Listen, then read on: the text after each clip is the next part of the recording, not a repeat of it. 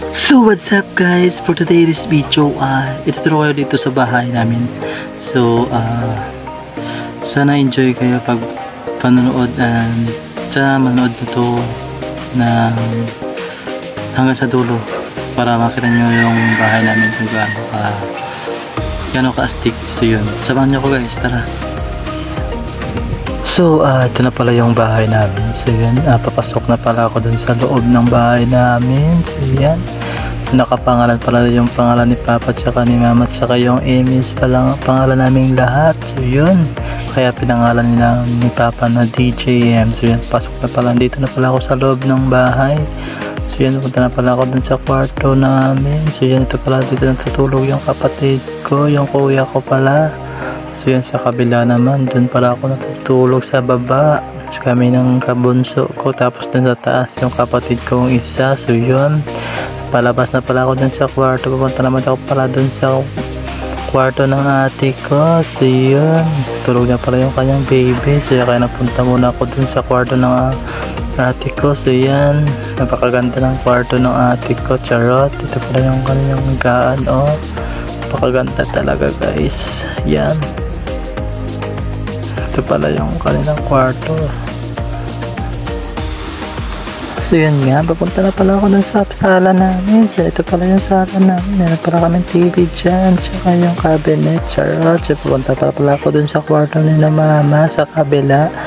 So yun, papunta na pala ako dun sa kanilang kwarto. Dito pala ako dadaan sa malapit, charot. So yan pala yung kwarto ni mama na nagawa sa kawayan para hindi mainit, para malamig-lamig naman, charot. So yan pala yung kwarto ng na mama at ni papa. Yan, sobrang lawak dyan, pwede yan pang lahat, pang kalahatan, charot. Hindi naman lang pang kalahatan. So yun, punta na pala ako dun sa kusina naman namin. Ipakita ko sa inyo yung kusina namin, napaka-astig. So yun, dumaan na pala ako dito sa lababo namin. So pinto ko lang pala, dalawa palang lababo namin dyan kasi masipag kasi kami maghugas, charot. So binuksan ko na pala yung pintuan ng kusina namin. So yan, ito pala yung mga lutuan namin dyan. So yung mga kaldero namin, sobrang dami na nalilinisan, sobrang hirap ng tubig dito sa amin. So yun, pagkatapos ko na pala dyan pumunta, dinaladahon ko na muna yung pinto ng kusina namin, baka pumasok yung pusa, charot. So punta na pala kami dun sa CR namin. So yun, naglalakad na pala ako papunta dun sa CR namin. Ito pala yung lababo, isang lababo namin. So yun, dito pala yung naghuhugas yung mga espesyal, charot, hindi naman naghuhugas dyan.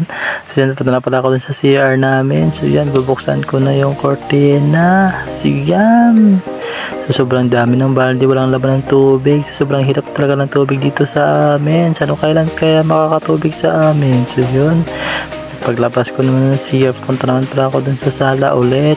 Pakita ko lang sa inyo yung magandang tanawin dito sa labas. So yan, yan, maganda pagmasdan yung mga alon, yung dagat pala. So yun, kung gusto nyo pala pumunta dito, pumunta lang kayo dito, libre ng punta dito, charot.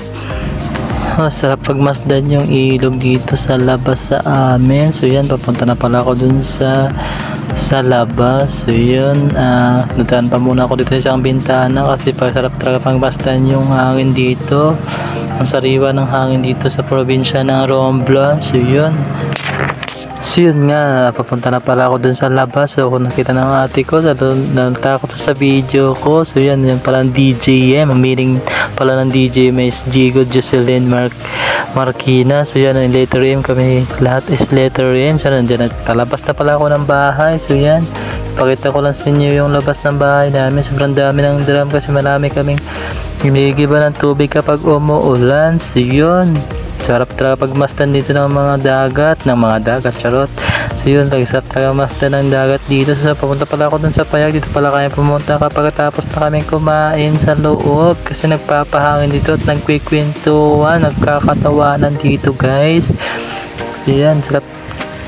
Pumunta pala ako dito sa Tignan ko na naman yung dagat. Sobrang ganda talaga maligo sa dagat. Ligong-ligo na ako sa sobrang init. So yan, napakaganda talaga ng tanawin dito guys. Ang sariwa pa ng hangin. Nasarap talaga maligo sa sobrang init. Makakapaligo ka talaga dito sa lapit ng dagat. So yun, libre lang ito maligo guys. Kaya punta na kayo dito sa Romblon. Charot. Kabayang namin to. So yun, pala yung labas ng bahay namin. So yan, napakaganda talaga ng tanawin dito sa amin. So kaya ito pala yung payag namin. So kubo namin, dito pala kami tumatambay kapag mga tanghali na time. So yun, hanggang doon na lang yung video. So shoutout sa lahat ng vlogger dito sa Romblon. So shoutout sa inyo, Kelvin Yoyo Vlog. So thank you for watching. Bye bye.